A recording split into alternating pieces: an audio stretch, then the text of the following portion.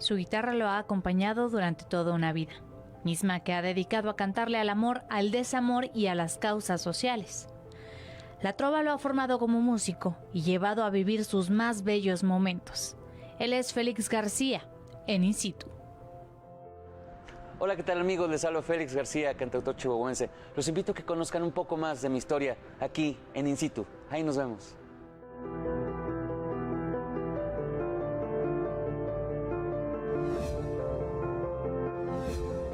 Hola, ¿qué tal amigos de In Situ? Me da mucho gusto saludarlos. Hoy nos acompaña Félix García, cantautor chihuahuense. Félix, bienvenido, toda una vida dedicada a la música. Un placer estar aquí con ustedes en esta casa que de alguna manera durante muchos años también pues ha sido parte de esta trayectoria. Gracias por la invitación. Qué gusto tenerte aquí. Y te decía, toda una vida, literal, desde los 6 años, dedicado a la música. Platícame, ¿cómo llega a ti estarte tan bonito?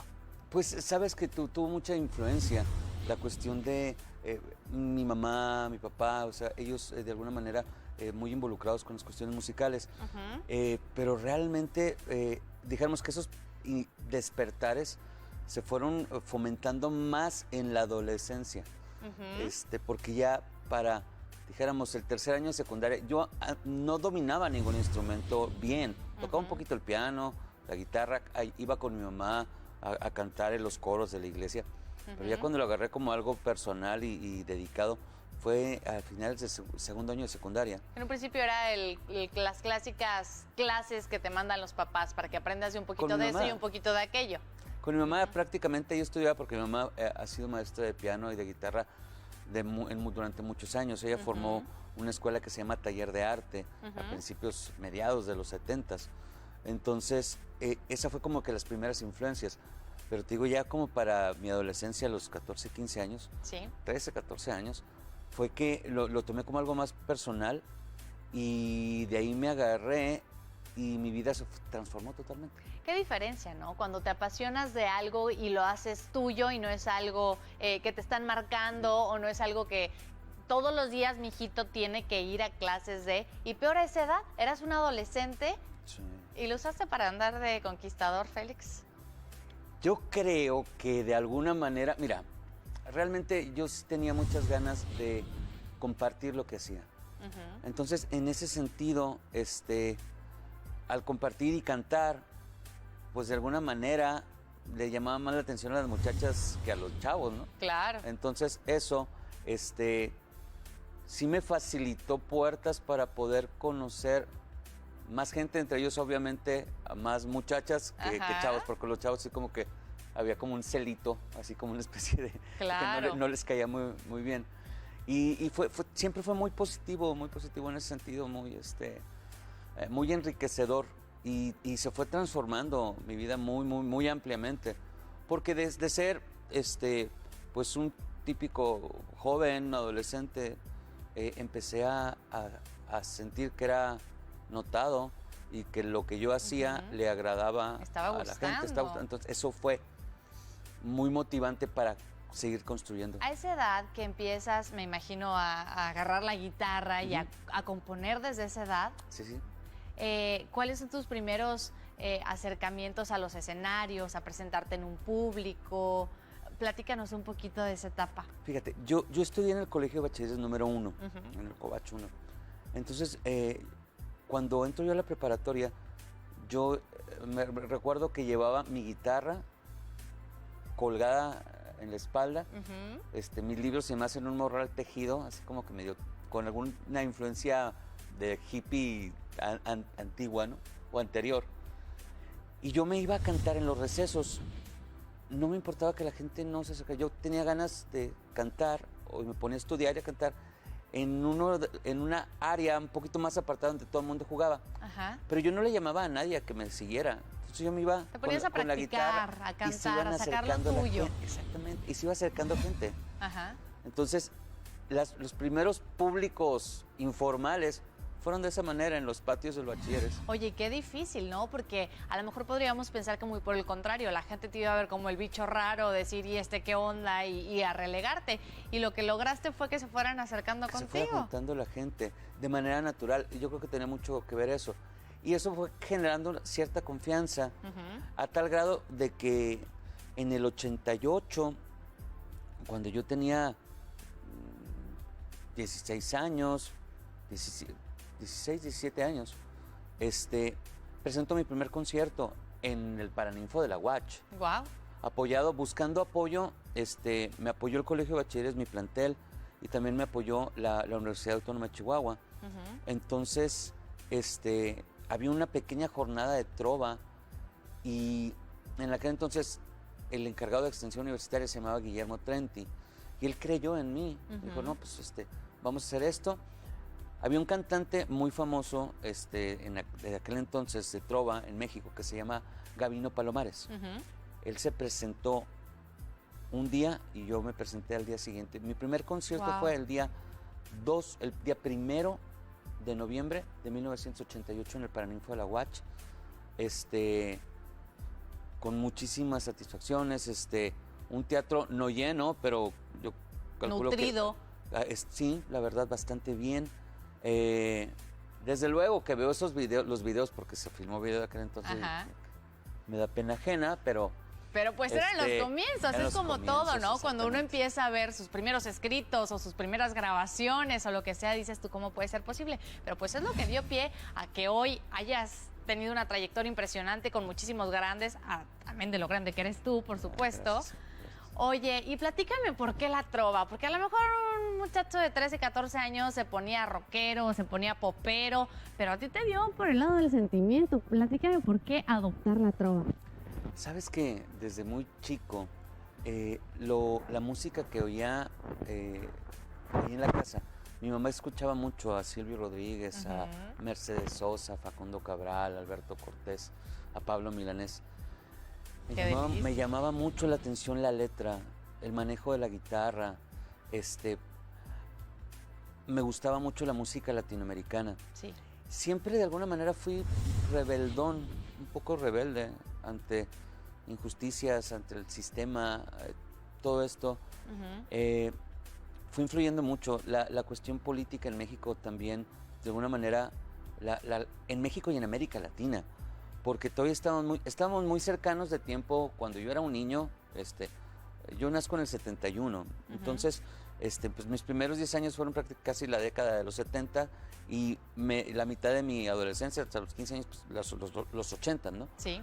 Entonces había cierta influencia de movimientos sociales en Claro. América, de las represiones militares en Argentina, en Chile, la influencia de poetas, de esto de alguna Mucho manera. movimiento juvenil, ¿no? Muchísimo. Yo creo que había un compromiso de un universitario. Yo lo veía así. Cuando Sí. estaba yo muy niño, yo veía al universitario muy comprometido.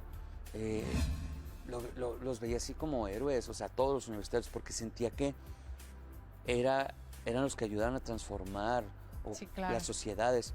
Además de que mi mamá estudió psicología cuando yo estaba muy chico, Ujú. y nos llevaba a mi hermano Luis y a mí a acompañarla a la universidad, Ujú. a la UACH, a la Escuela de Psicología. Y yo quería ser universitario. A mis 6, 7 años yo quería ser universitario. O sea, Claro. entraba a los salones y Te urgía llegar a esas entrar, aulas. podías entrar a las clases con tu café, comiéndote una paleta, Tootsie Pop o qué sé yo. Era algo muy impresionante para mí de chico. Los suéteres grandes tejidos, esa de los 70, ¿no? Esa moda, eso que se respiraba, esa atmósfera que se respiraba, me impactó, atrapó. me impactó y me hizo comprometerme realmente con esa forma de canto que es con la trova. Definitivamente. ¿Te consideras romántico? Totalmente. Tienes que serlo, ¿no? Muchísimo. Para poder no solo cantar, sino interpretar lo que cantas, lo que tocas. Eres muy romántico. ¿Cómo lo defines? Porque a lo mejor cada uno tenemos nuestra concepción de lo que es ser romántico. ¿Cuál es tu romanticismo? Soy muy idealista, soy muy soñador. Creo en el amor. Ujú. Con el paso de los años vas dándote cuenta que no existe el amor perfecto humanamente. O sea, Ujú. existe una entrega total tal vez, pero vas conociendo muchas aristas de lo que es el amor. Soy idealista, soy muy detallista, he tenido mis etapas de...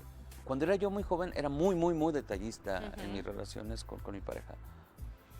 Y la misma vida a veces te va haciendo que descuides ciertos elementos en tu vida, Claro. pero que también con el paso del tiempo logras y puedes recuperar y rescatar y volver a hacer todo eso. Siempre me gustó ser distinto. Nunca, siempre he tenido un conflicto con ser un borreguito igual que mucha gente. Siempre me ha gustado ser auténtico y en esa autenticidad he luchado mucho por tratar de romper esquemas y ser diferente en todos los sentidos. ¿Cómo has tratado de reflejarlo eso en tu música? Buscando realmente de entrada ser congruente. De entrada ser congruente, porque aún en la trova yo me he topado y he podido convivir con diferentes artistas de niveles local, estatal, nacional o internacional, y donde una muy buena parte, una gran mayoría, no es congruente. No es congruente con hablar de equidad, con hablar de justicia, con hablar de ser correctos, de ser honestos, todos los valores que te puede manejar esta canción. Y no ser congruente con eso en tu vida. Y es que a lo mejor podemos pensar en la trova como algo muy romántico y muy bonito, pero tiene su otro lado que es la denuncia social. Y yo creo que es donde más te has enfocado, ¿no? Y es donde hablas de esta congruencia. Exactamente, sí.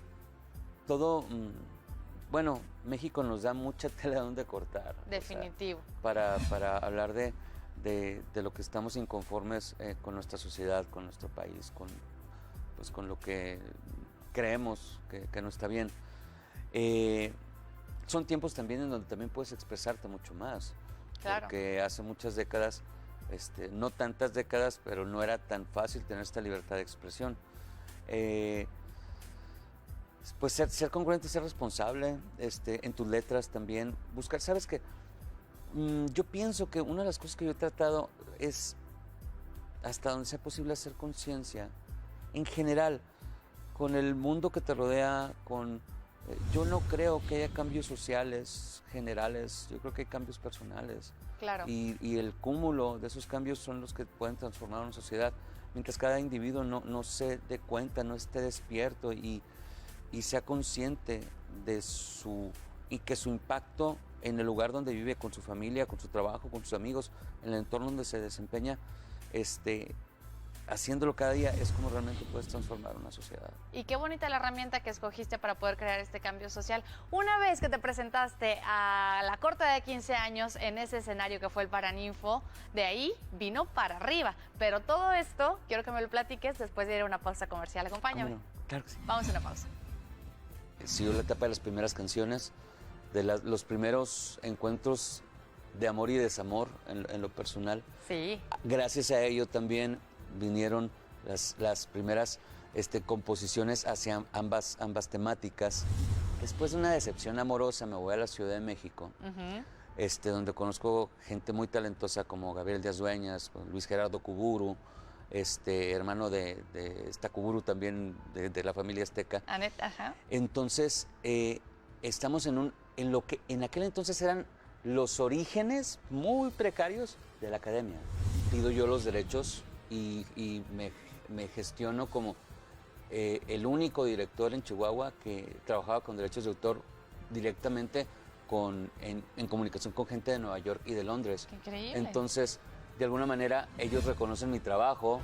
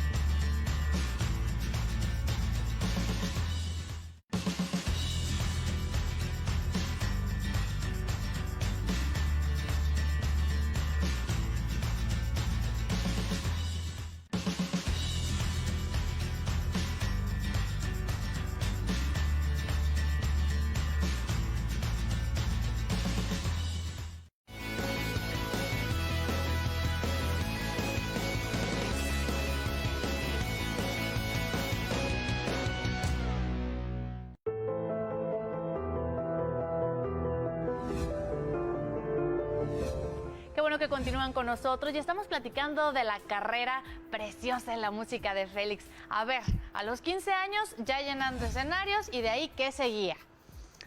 Bueno, siguió la etapa de lo que fue la preparatoria, ¿no? Siguió la etapa de las primeras canciones, de los primeros encuentros de amor y desamor en lo personal. Sí. Gracias a ello también vinieron las primeras composiciones hacia ambas temáticas. Oye, daban mucho material, ¿no? Sí, claro. Yo no sé por qué, pero yo pienso que a veces los desencuentros amorosos vienen a ser un muy buen estímulo para que te pongas a escribir canciones. Bueno, tiene que haber una dualidad, ¿no? Que duele el corazón, pero que genere en lo que vas a cantar. Fue una etapa en la preparatoria muy, muy interesante. Por ese compromiso social que había en mi corazón, pues no me limité nomás a las cuestiones de hacer música, de cantar, sino me metí en las cuestiones sociales, sociedades de alumnos, comités pro graduación, o sea, tratar de hacer eso. Cuando estábamos en las sociedades de alumnos, fincamos los primeros o los anteproyectos de lo que después iba a ser la transformación del gimnasio de los colegios de bachilleres, semanas culturales. Ahí aprendí, me fui capacitando mucho más con mi primer maestro, a quien le mando un afectuoso abrazo, que es el maestro Rodolfo Duarte, de quien aprendí impresionantemente. Él también creyó muchísimo en mí. Yo estaba todavía en el primer año del bachilleres y él me daba el paraescolar de música, pero aparte me jaló y me invitó a formar parte del grupo que se llamaba Voces y Guitarras, que era parte de la universidad, de la UACH y también de Pensiones Civiles del Estado. Pero yo era la mascota, o sea, la mayoría eran claro, de ya mucho mayores. Años, o sea, entonces... Pero eso te enriqueció muchísimo, ¿no? Muchísimo, imagínate. Claro. Fue una etapa muy intensa. Pequeñas presentaciones, semanas culturales. Hay gente que a veces piensa que seguramente estabas en las semanas culturales y siempre ganaste el primer lugar por la trayectoria que uno tiene. Ajá. No. Fue algo muy interesante, porque en las semanas culturales en las que estuve, tuve la oportunidad de ganar la primera vez el tercer lugar. Ajá. La segunda vez el tercer lugar y la tercera vez el tercer lugar. ¿En serio? Pero fue algo muy interesante, porque quien quedaba en segundo o en primer lugar al año siguiente no quedaban. Volvían a participar, pero no quedaban ni en primero ni en segundo. Y yo avanzaba, pero otros llegaban en primero y segundo. Ajá. Entonces, nunca en esos años no se repitió el primero y segundo lugar. Y yo sí pude repetir, o sea, como me mantuve. Esto de la música y ese aprendizaje que tuviste pues en la adolescencia, en la juventud, a lo mejor ya era el inicio de todo lo que es esta carrera, ¿no? Que es perseverancia. Perseverancia, sí. Y darle muchísimo para que la gente empiece a conocerte. Que después vinieron todas estas épocas donde te presentabas todos los fines de semana en Chihuahua, donde nos encantaba ir a los cafés a escucharte. ¿Y cómo viviste esta etapa donde ya la gente empezaba pues a conocerte, a reconocerte y a gustar de la música de trova, que en una temporada estuvo de súper moda aquí en Chihuahua? Después en esa etapa, haz de cuenta que en 1994 yo ya tenía la experiencia de haber empezado a hacer teatro musical en el 91 y 92 con dos musicales que fue José el Soñador, y donde tuve la experiencia de ser donde pude dirigir voces y enfocarme más todo hacia lo musical. Qué increíble, porque esta es otra de tus etapas, es otra todo etapa. el teatro. Entonces en el 94, después de una decepción amorosa, me voy a la Ciudad de México, donde conozco gente muy talentosa como Gabriel Díaz Dueñas, Luis Gerardo Cuburu, hermano de Cuburu también, de la familia azteca. Anet, ajá. Entonces, estamos en lo que en aquel entonces eran los orígenes muy precarios de la academia, porque fuimos parte de una selección de jóvenes en todo el país que nos estaban capacitando en un proyecto que estaba destinado a ser junto con OCESA, bajo la visión de Darío de León, de buscar artistas jóvenes que abrieran conciertos de artistas nacionales. Ajá. Regreso de esa experiencia en el 94 y había un café aquí en Chihuahua que se llamaba Calicanto. Y mi hermano Luis me lleva y no había música en Calicanto. Era simplemente un café al aire libre. Claro. Y pues yo venía de estar de andar, no tocando, pero de andar probando los cafés en la Ciudad de México. Dijiste, aquí tengo Entonces, que implementar Coyoacán algo. y todo lo Claro. Entonces fue, La onda hacemos hippie algo, todavía, vamos a hacer ¿no? algo, vamos a hacer algo así, se puede. Y junto con Magdalena Chavira, que en paz descanse, y mi amigo Miguel Aguirre, que lo invité y ojalá, empezamos a hacer todo lo que fue un fenómeno que fue creciendo. Antes de esto no había un lugar, yo creo que los cafés aquí en Chihuahua fueron fundamentales para ayudar también a un desarrollo social, porque antes las señoras, las esposas jóvenes o jóvenes adultas no tenían un lugar donde ir a tomar una copa. Prácticamente era ir a tomar un café y el pastelito, pero poder tomarse un cóctel, algo... Sí, claro, estaba No. como muy segregado, ¿no? Las Sí, cantinas sí. para los señores y las señoras se toman un cafecito. O y los ya. ladies bar de aquel entonces, pero Sí. que no era así como donde muy bien visto en aquel tiempo, ¿no? Claro. Entonces los cafés vienen y abren eso y le dan cabida a la trova, a todo esto. Y empieza a ser un movimiento que de ahí fueron muchísimos cafés, muchísimos cafés. Claro. Se marcó una tendencia. Algunos que todavía existen, otros que desaparecieron. Y realmente entre 1994 y el 2001 hay un auge impresionante en donde yo tuve la fortuna de haber sido partícipe y se juntaron muchas circunstancias que fueron sonriendo, porque a partir de ahí fue donde empecé también, aparte de ya estar semana a semana, todos los fines de semana, conviviendo con el público, compartiendo lo que me gustaba hacer con la trova, empecé a tener la oportunidad de traer artistas de trova como promotor. Entonces, increíble. de esa manera empiezo a tener el contacto directo con gente como Alejandro Filio, como Wow. Fernando Delgadillo, Mexicanto, Alejandro Santiago, Gerardo Peña, en este esfuerzo que era buscar hacer crecer la plaza como un foro también cultural. Y además ser una plataforma para todos aquellos jóvenes también que estaban buscando pues hacer lo que tú hacías, ¿no? Y que se acercaran a ti y también ser pues como un maestro para ellos, ¿por qué no decirlo así? Bueno, no sé si un maestro, pero sí tratar de poder compartir, ¿no? las experiencias. En esta etapa me lanzo a buscar hacer presentaciones didácticas en escuelas secundarias, preparatorias y universidades. Y viene a ser algo muy fructífero porque llegamos a hacer, híjole, no me acuerdo exactamente la cantidad de presentaciones que eran, pero teníamos 2 presentaciones en la mañana, 2 presentaciones en la tarde, y esto era los 5 días de la semana. Una época movidísima para ti. Impresionante, pero muy fructífera porque nunca ese tipo de canción ha sido que le guste a la gran mayoría o a una masa. Claro. Pero al llegar simplemente al llegar y ofrecer una propuesta, va surgiendo gente que le llama la atención. Muy bonito.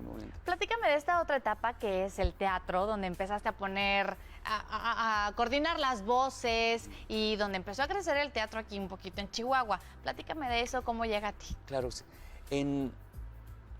Dentro del taller de arte, mi mamá tuvo la oportunidad de haber tenido alumnos muy sobresalientes. Entre algunos de ellos, Alberto Espino. Alberto Espino fue de los precursores del teatro musical aquí en Chihuahua. Entonces, él empezó con los musicales ya con un ángulo más profesional. En un principio con Jesucristo Superestrella, con el TEC de Monterrey, y después Cats, Los Miserables. Claro. Entonces, teníamos un acercamiento muy intenso con él, y empezamos con su asesoría a hacer musicales con taller de arte. Y eso obviamente que me llevó a ser director vocal, a ser director musical y también a ser, pues como cantaba, actor e intérprete pues, de muchos papeles. ¿Cómo se disfruta? Híjole, muchísimo. Y qué bonitos Muchísimo, recuerdos de todo ello, ¿no? Muchísimo. Por ahí pasó empezamos con José el Soñador, hicimos un musical del cual no había un concepto, que fue Goya, una vida hecha canción. Y en 94 hago mi primer musical como director, aparte de ser director músico vocal y actor como director, con muchísimas satisfacciones. Pues es que todo esto te había llevado ya toda tu trayectoria, a agarrar un poquito de cada cosa que habías pasado como para montar ya una obra, para ser director. Al año siguiente pido yo los derechos y me gestiono como el único director en Chihuahua que trabajaba con derechos de autor directamente en comunicación con gente de Nueva York y de Londres. ¡Qué increíble! Entonces, de alguna manera, ellos reconocen mi trabajo pues también por todo esto. Entonces, hago el musical de Evita en 94 y pasan los años y empiezo a trabajar, a hacer teatro musical junto con Alberto Espino y me toca, en 99 me invita a hacer el papel protagónico del Fantasma de la Ópera en Monterrey. Wow. Empezamos a hacer teatro musical a Monterrey, regresamos. En Monterrey conozco a un joven que es uno de los de ahorita más importantes directores de teatro musical, que se llama Jaime Lozano.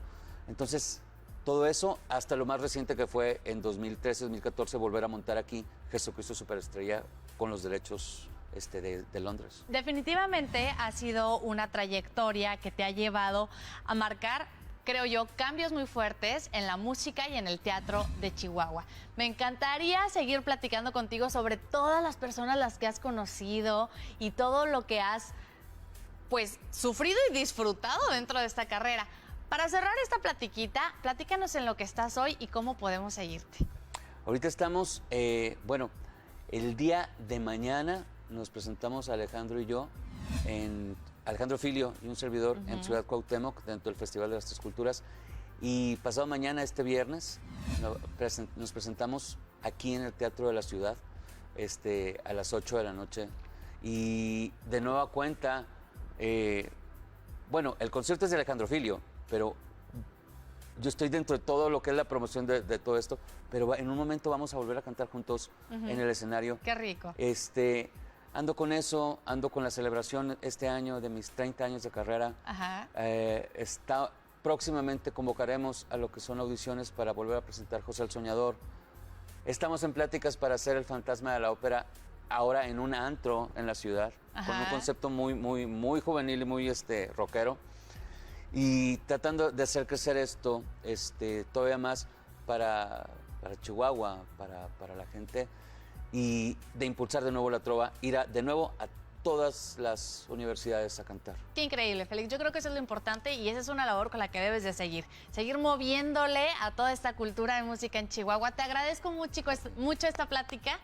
Vamos a seguirte los pasos. Muchísimas gracias por la invitación y la verdad, un placer estar. Siempre es muy agradable, no es muy común toparte a un reportero que se nota que detrás, que hace su trabajo.